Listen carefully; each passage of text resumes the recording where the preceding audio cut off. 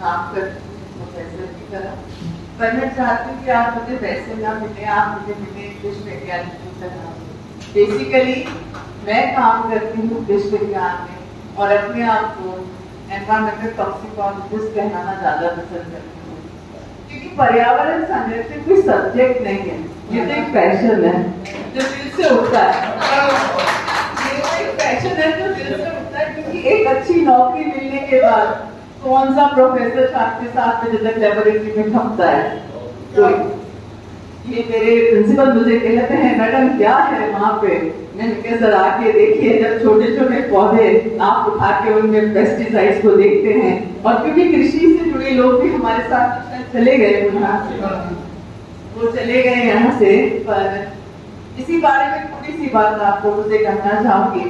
अलवर की ही बात करूंगी, रहती दिल्ली में हूँ, अलवर मेरा कर्म क्षेत्र है। अलवर ने मुझे जो पहचान दी उसके लिए अलवर के लिए जितना भी काम करूँ कम है।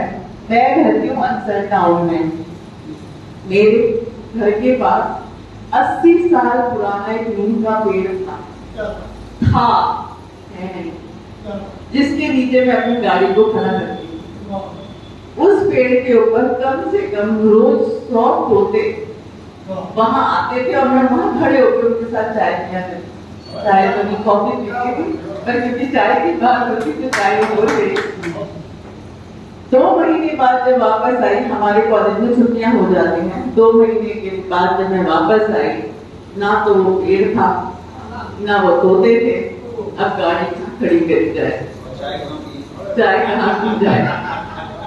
उस पेड़ को बकायदा काटा गया और वहां पे अब एक बहुमंजिली इमारत मेरे को रोज सुबह दिखती है। तो बात आती है अर्बनाइजेशन की। तो ये अर्बनाइजेशन हमें लेके कहाँ जा रहा है? कोविड तो हम सब ने झेला है, आपने भी झेला, मैंने भी झेला। सब कुछ था, दूध था, दही था, छाछ रोटी थी, ऑक्सीजन ही तो नहीं थी, और बहुत अपने चले गए उस ऑक्सीजन को ढूंढते हुए। तो कुछ बातें मैं उस बारे में जरूर करूंगी आप लोगों से। आप सब अलवर में रहते हैं, मैं भी अलवर में रहती हूँ। हमारी एक छोटी सी लेबोरेटरी है कॉलेज के अंदर, एक नहीं 2। हमारे पास एक ऐसा इंस्ट्रूमेंट है जिसको हम गैस लिक्विड क्रोमैटोग्राफ कहते हैं।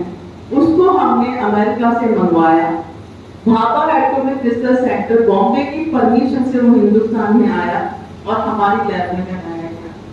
राष्ट्रीय उच्चतर शिक्षा अभियान 2.0 के तहत 1 करोड़ की ग्रांट मिली मुझे। उसके तहत वो इंस्ट्रूमेंट आया और आपको बताती हूँ बहुत खुशी हो रही है कि ऐसा इंस्ट्रूमेंट पूरे राजस्थान में नहीं है, सिर्फ आपके अलवर के राजऋषि कॉलेज के अंदर है।